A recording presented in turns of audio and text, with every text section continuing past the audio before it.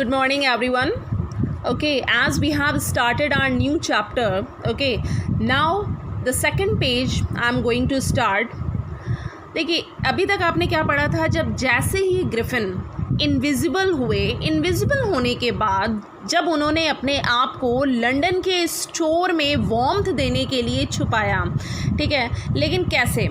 Closing time arrived, and as soon as the doors were shut, Griffin was able to give himself the pleasure of clothing and feeding himself without regard to expense. देखिए, Griffin को ये लग ही रहा था कि किस तरह से मैं इतनी ठंड में अपने आप को, जो कि मैं बिना क्लोथ्स के हूँ, without clothes, how could I save my body due to chilly cold. इतनी ठंड से मैं कैसे बचाऊँ अपने आप को? तो वो एक स्टोर में गए और बहुत बड़े स्टोर में जाने के बाद, पहुंचने के बाद, जैसे ही उन्हें लगा कि now the doors were shut, Griffin, अब देखिए उनको लगा कि मैं अब बिल्कुल सेफ हूँ, तो मैं अब अपने आप को वार्मथ दे सकता हूँ, यहाँ जितनी देर रात रुक सकता हूँ और अपने आप को क्लोथिंग का प्लेजर दे सकता हूँ, and feeding himself without regard to expense, और बिना खर्चे के मैं यहाँ जो चाहूँ खा सकता हूँ. He broke open boxes and wrappers and fitted himself out with warm clothes. उसने सबसे पहले तो क्या बॉक्सेस खोले, कुछ रैपर्स को अनरैप किया, कुछ खाया और उसके बाद अपने आप को फिट किया वार्म क्लोथ्स में. Soon with shoes and overcoat and a wide brimmed hat, he became a fully dressed and visible person. और जल्दी ही जैसे ही वो ड्रेसअप हुआ, ओवरकोट के साथ, शूज़ के साथ, बहुत चौड़ी हैट के साथ, और इस तरह से उसने अपने आप को पूरी तरह से ड्रेसअप किया और एक विजिबल पर्सन बन गया.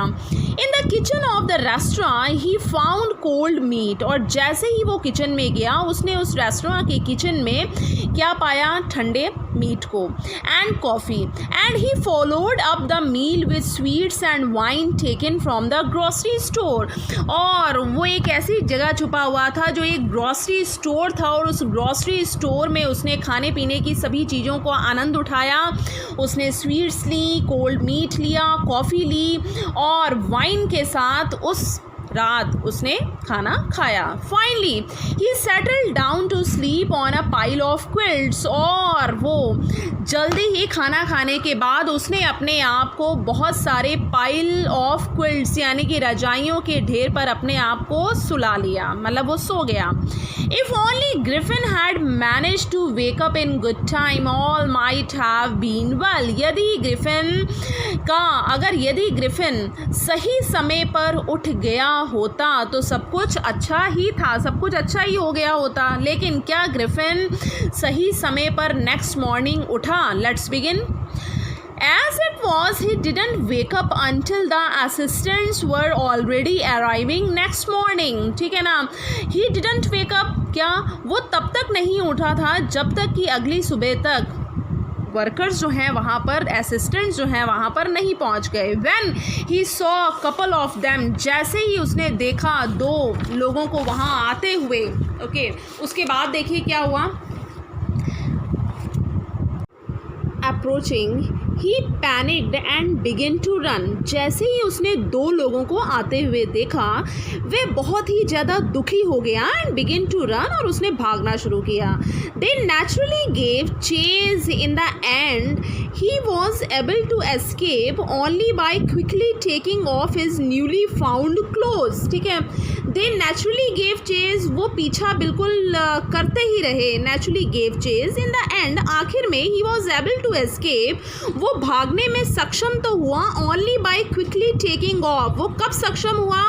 जब वो बहुत तेज़ी से अपने नए मिले हुए कपड़ों को उतारता गया. So once more he found himself invisible. और एक बार फिर वो जैसे ही उसने अनड्रेस हुआ, वो तुरंत और अपने आप को उसने क्या कर लिया? इनविजिबल यानी कि अदृश्य कर लिया.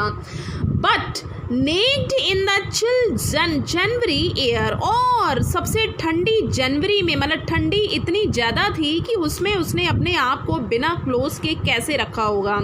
This time he decided to try the stock of a theatrical company in the hope of finding not only clothes but also something that would hide the empty space above his shoulders.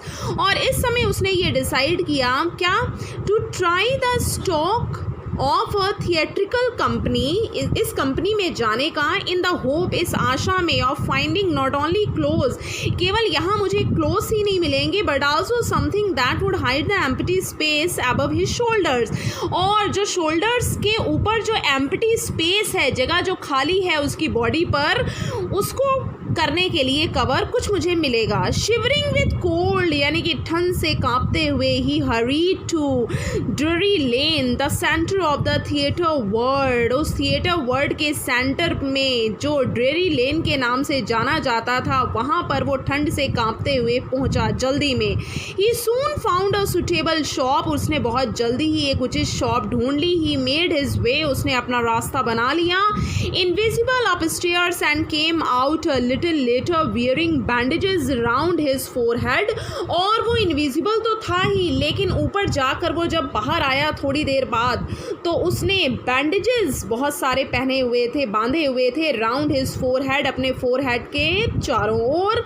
Dark glasses, और dark glasses डाले हुए थे. False nose, नकली नाक. Big bushy side whiskers and a large head. To escape without being seen, he callously attacked the shopkeeper from behind, after which he robbed him of all the money he could find. ठीक है, अब उसने क्या किया, उसने बहुत ही भद्दे तरीके से अटैक किया शॉपकीपर पर फ्रॉम बिहाइंड, पीछे से. After which he robbed him, और उसने उसे रॉब किया, लूट लिया, of all the money he could find, जितनी मनी वो लूट सकता था. ओके स्टूडेंट्स, और आगे हम पैराग्राफ्स को स्टार्ट करेंगे, डिस्कस करेंगे नेक्स्ट वीडियो में. I hope you understood all these lines. Thank you.